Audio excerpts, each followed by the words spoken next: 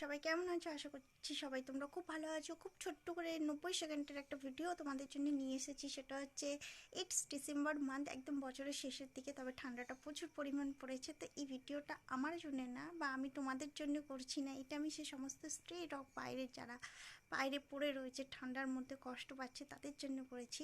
তো আমি যে কাজটা করছি সেটা হচ্ছে বাইরে আমার ঘরে যে সমস্ত জিনিসপত্র, কাঁথা, বস্তা, যে সমস্ত কিছু আর কি আমার কাছে আছে, সেগুলো দিয়ে আমি বাইরে পেতে দিচ্ছি যাতে তারা ওর মধ্যে ঘুমাতে পারে। ঠিক আছে, শান্তিতে একটুখানি রিলিফ পায়। কারণ রাস্তার মধ্যে যে ঠান্ডাটা ওঠে, আমরা বাড়ির মেঝেতে পা রাখলে যে ফিলটা করি, তার থেকেও ডেঞ্জার ফিল রাস্তার মধ্যে যখন ওরা শুয়ে থাকে। ঠিক আছে, আর সব থেকে বেশি খারাপ লাগে ছোটো ছোটো বাচ্চাগুলো যারা বাইরে বাইরে ঠান্ডার মধ্যে মারা যায়। কালকে একটা আমার এখানেই মারা গেছে, আমি বাঁচাতে পারিনি, সেটা আমি আপনাদেরকে দেখাবো না। আমি অনেক ট্রাই করেছি কিন্তু ওর অতিরিক্ত ঠান্ডা লেগে গেছিলো।